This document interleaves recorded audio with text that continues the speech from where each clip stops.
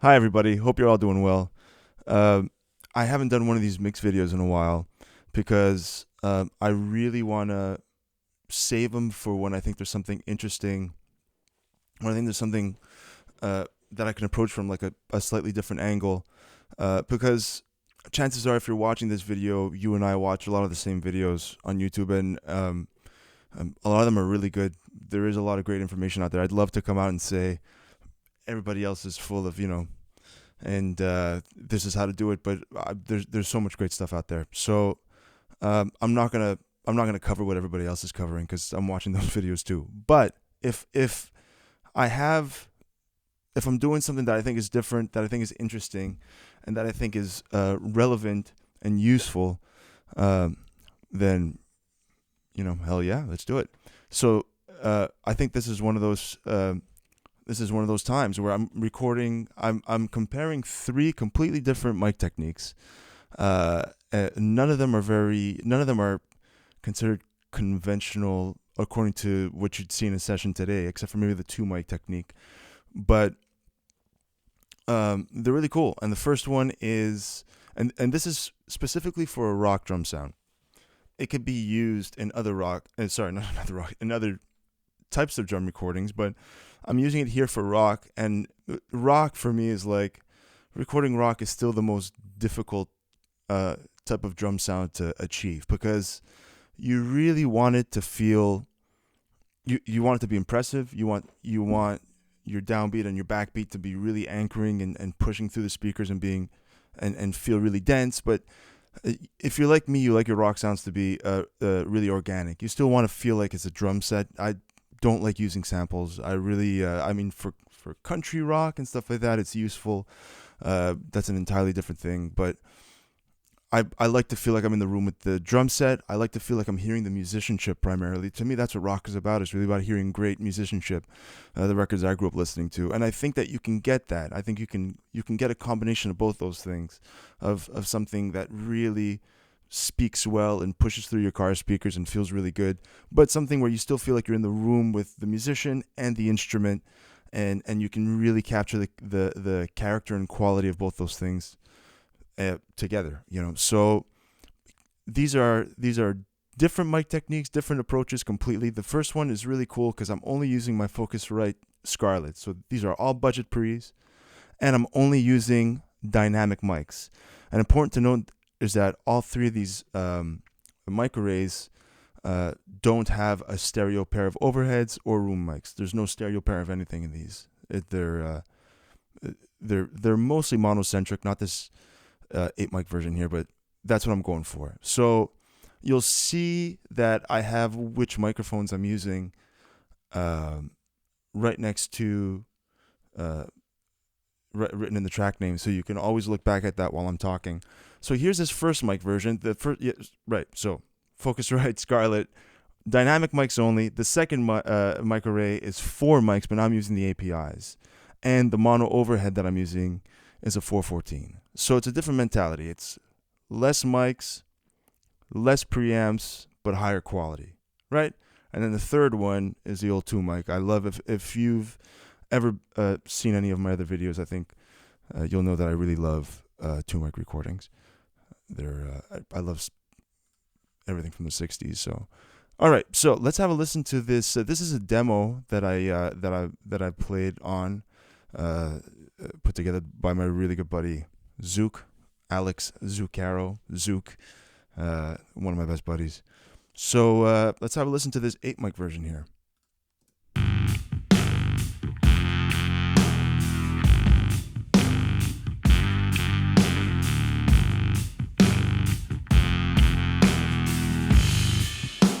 There it is soloed.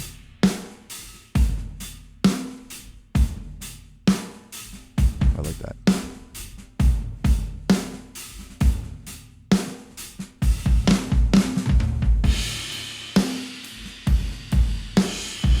Right?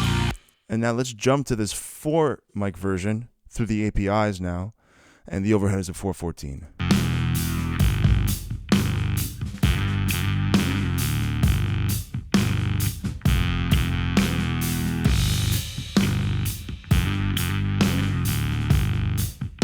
try to find a tom fill, because as you'll see, no close mic toms. They're there. And the 2-mic version.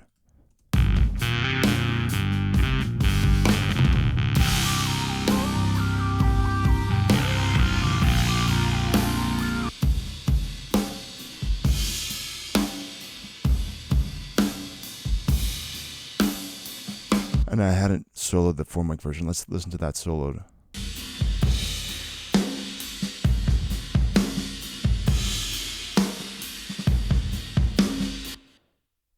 They're all really interesting. And they all have something really special about them. So for the 8-mic version, which is really the weirdest one of the bunch, kick 421, snare 57. The overhead is an RE20, because I think we've all seen pictures of John Bonham live as of like the mid-70s using a stereo pair of these. And so I figured, hey, why not? Let's do that. Audix D2 on the tom, Shure Beta 52 on the floor tom. The hat has an Electro Voice 635A. The ride, I've got an i5, an Audix i5, and I've mic'd it like underhead. I've mic'd it from behind the ride, because I find it just sounds full and round like that, and the ride kind of acts like a natural baffle, so it doesn't capture much else. It's really a ride spot mic, you know. And then the knee mic is a 635A, and you'll see in the 4-mic version, kick and snare and the knee mic are the same, but they're going through different preamps. And the overhead now is a 414, and then kick is the same on the 2-mic version, and I've got the Bar Dynamic M260 as the overhead. So let's flip back and forth between some of these. I'll mute the track, and so let's listen to the 8-mic version again.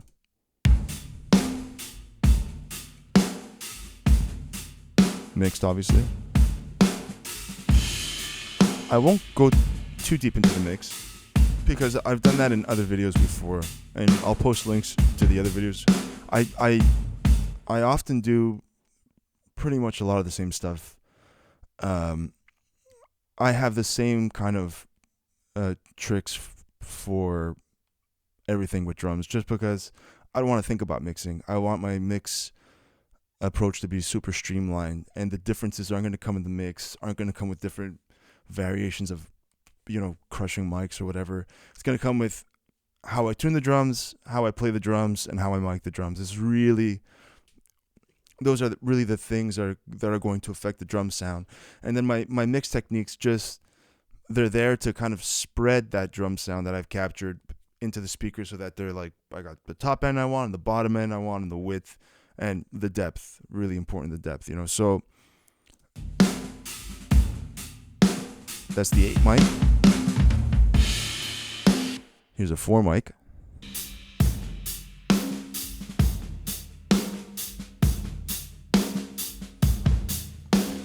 For the 4 mic, I tune the snare and the toms just a little bit higher, because I need them to project a little bit more. Right. So let's listen to some toms too.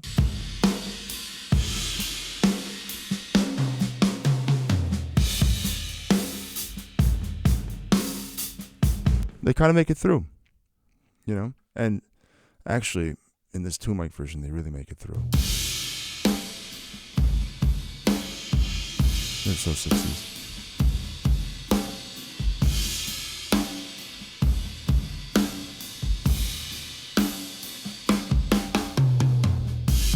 Right? There are the toms here in the track. Let's hear if they poke out through the music.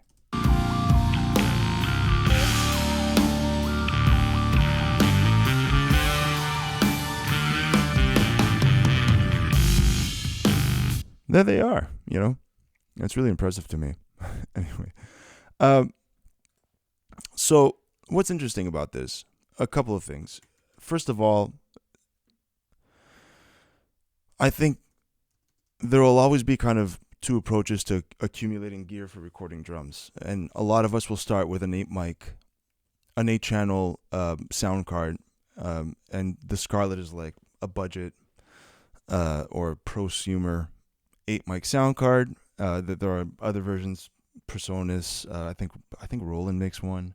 There are a lot of these, and for a lot of us that's a starting point, because people are used to hearing some sort of stereo array. This 8 mic version, because there's a hi-hat and a ride, still feels stereo, even though there isn't a stereo overhead and stereo room. As soon as I pull, the toms are a little bit pan, and the hat and the ride are completely hard pan. So things feel stereo, right? That's important, because if you want to do remote recording for people are used to getting stereo drums at this point. If you did that with the 4 mic version, you'd have to do Glyn Johns or Recorder Man, or maybe kick, snare, mono overhead, and then a hi-hat mic, or mono overhead and then hi-hat mic, ride mic, or mono overhead and then stereo room. So that's what we're looking at here is where to compromise and where it is you want to invest in, right? I mean, for this 8 mic dynamic thing, dynamic mics are usually more inexpensive than good ribbon mics and good condensers. I mean, the 414 alone is worth a couple of these dynamics put together, But then with the APIs, like, let's see if we hear a difference. Let's do kick and snare are pretty much pound for pound is the same microphone, so that should be a good comparison, right?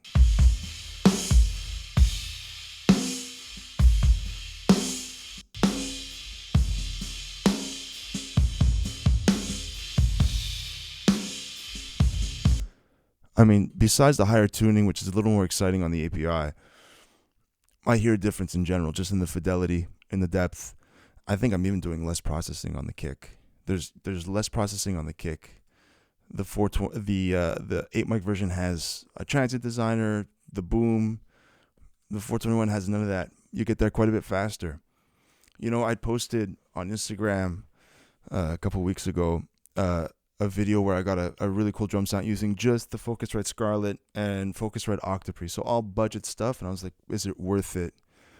Is it worth it to invest in killer pre's like the APIs, And I'm never sure about what the answer is, but these side-to-side comparisons are pretty cool because you do hear difference. But then if the cumulative difference, this 8 mic with a 414 on the top, costs quite a bit more than this 8 mic dynamic version. So let's have a listen back to back again. So let's listen to the API first.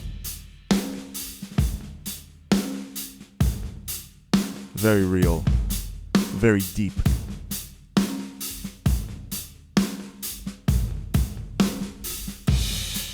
And 8 mic dynamic.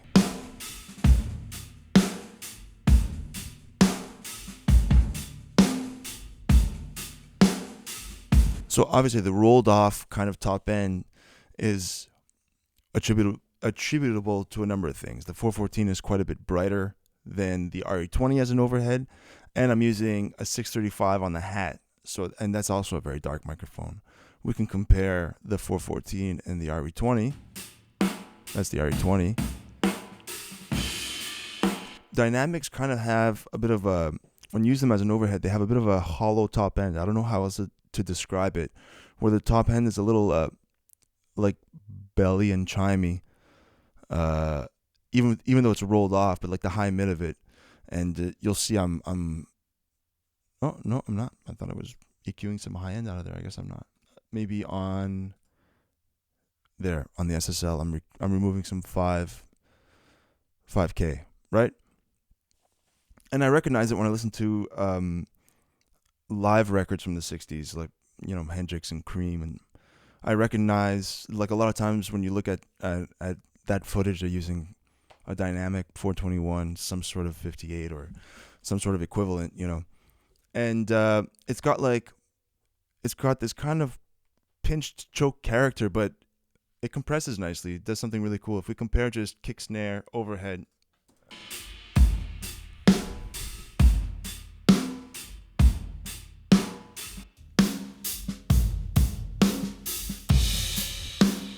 Right, the 414 feels more real. Some people might prefer less top end from it, but it does. While you feel the cymbals more, it does open up the snare and the just the whole drum sound completely. So very, very cool. And then let's compare that with this really awesome 2-mic recording. It definitely doesn't have the body because there's no snare mic. It doesn't have the body that the other recordings with the snare mic have. But there's first of all, what I like about it is that when I'm mixing a 2-mic recording, I can really just follow my instincts. I want more body. I'm gonna add some lows or low mids. I want a little more top end. I mean, you just kind of go according to what it is you want to hear without having to observe a lot of the principles that we usually learn when we're mixing drums. Okay, let's carve out some low mid. Let's push into the compressor. I don't know. There's just a lot of stuff that you learn when you learn how to mix drums that it barely applies when you're doing minimal miking. Minimal miking, you kind of just, you get a sound that works, that's balanced, and then you just enhance that, So the kick is pretty much the same. And here, let's have a look at what I'm doing to the overhead.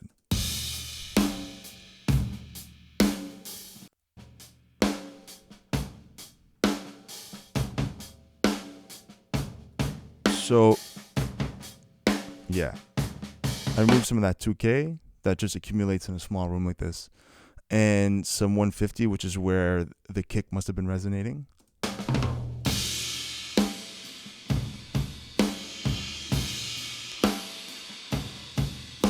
Right, this is doing a lot of heavy lifting. That 110 is helping the snare. I'm removing some 1.5 because the attack of the snare is pretty present, so I need less of it.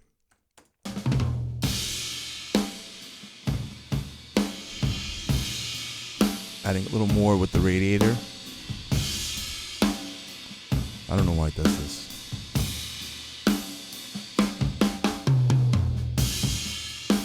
There are those toms, right? Saturation, bottom end, a bit of top.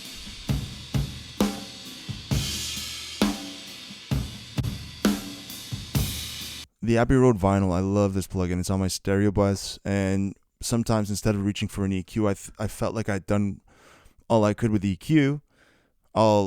If I want to add body and I've exhausted my EQ, I'll do this. It completely works.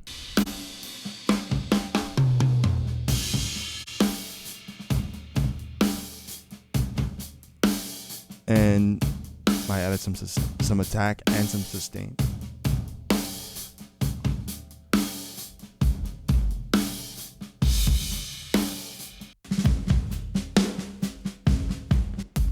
Let me put the reverbs back on. I'm sending all of the ambient microphones on all the recordings to the same ambient verb, which is just the CLA Echosphere. I've discussed that in another video. And the snare mics go to a snare verb, and then I sent this overhead to a chamber verb, the Abbey Road chamber. Just because that would have happened in the 60s, so I figured that would be a good place to start.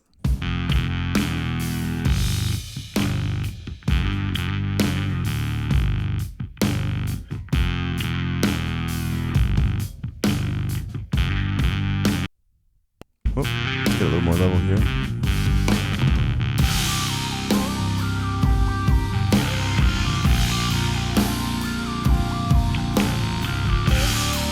You'll notice on all my drum buses, that's these three, I always use the Kramer Pi compressor. Here I'm probably sucking out some 200, 300. I usually do something like that. I didn't do that on the minimal miking on the 2 mic. Instead I used the Magnetite. I really like this this tape tape emulation plugin.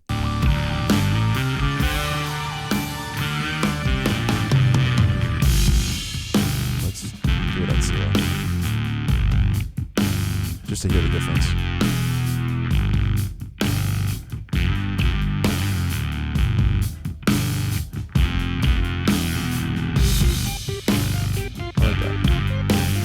4 mic. Yeah.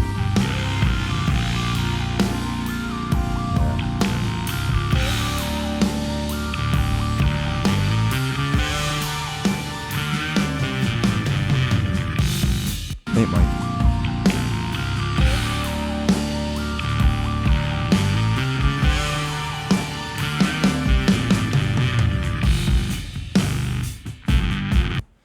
Right, and again, I've said this in other videos before, or at least one other video, but I really like mono overheads because we we we like to say we want to get the entirety of our drum sound from the overheads and then fill in with the close mics.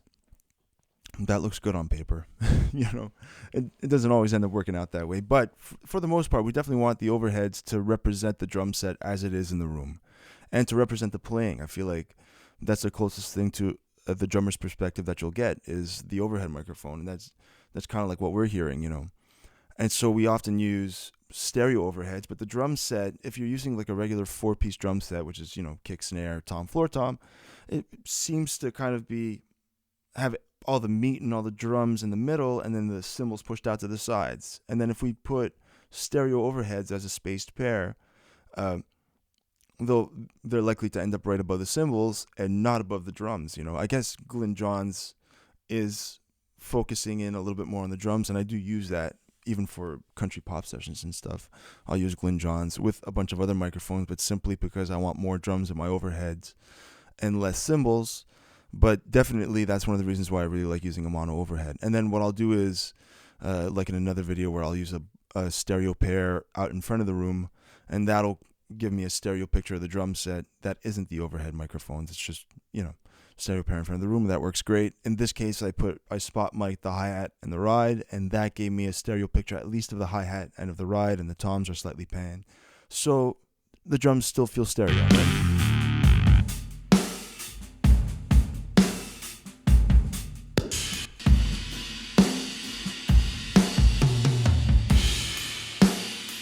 That's one way to do it. A lot of people would have done kick, snare, tom, floor tom, stereo overheads, then maybe, bottom snare, room mic, or room mic hi-hat, or this is just another way to do it. And that's why I wanted to post this, because it's very different. It's all dynamic mics, no stereo pairs, and I think it sounds really cool. I think it's one approach to using an 8 mic array in a home studio. What's fun about this one is that there's a lot of excitement and a lot of energy and a lot of drum stuff without capturing too much of the space that it's recorded in. I want to capture the drummer in a space, but I don't want to capture my low ceilings. And maybe I wish the room was a little bit bigger, even though I'm kind of decent over here. But I want to flatter what's good, and I want to kind of shade over what's not so good. And so I'm always looking for different ways to do this, because if I go to a pro studio and we throw a killer set of overheads over the drums, and we have high ceilings and a little more floor space, it's going to sound great. It always does, and the cymbals kind of have I feel like they, in a smaller room with lower ceilings, the cymbals kind of distort a little bit, and the way things are bouncing around all the time, it's like they get hazy in a bad way. And in a big room, it's amazing how much they have time to kind of mushroom out without really hitting anything first. And so you get a much truer picture of the cymbals and of the drums, and even the room mics. There's more definition in everything, so I don't think that the same principles apply when you're recording in a smaller space, but we kind of want to hear some of the same things. So I'm always looking for different mic options, mic techniques, and stuff that we don't think to try anymore. I mean, mono overheads and dynamic mics as overheads were kind of common in the 60s before this convention of stereo overheads kind of hit us in the 70s. I mean, I say us, I wasn't there in the 70s, but hit drummers in the 70s. And so I'll go and I'll look back, and I'll try to get inspired by some of those things, and this is one of the things that happen. And then of course just mono drum sounds in general, like kick, snare, overhead is a very 60s approach to recording drums, and I've added a knee mic.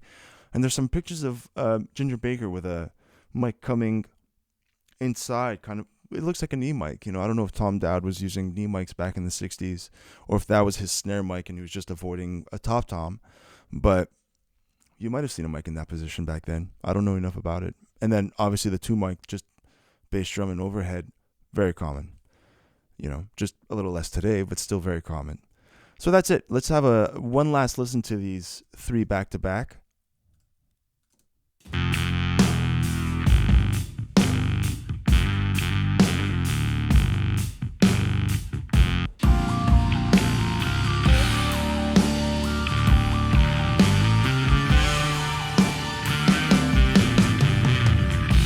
Let's go with four mic.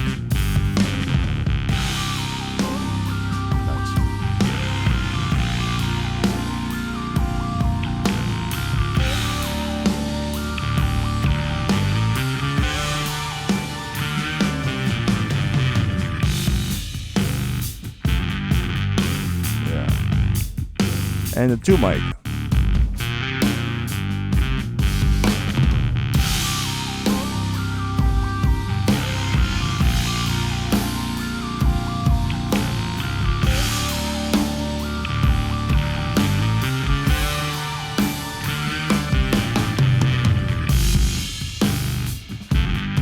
There's something so cool about the toms and the balance of the cymbals, and I feel like I'm hearing the shell of the snare more than the top head, that I really like about it. It's not as impressive as the other mic techniques, but if you're going for that, it's really cool. So I hope you like this. Thank you.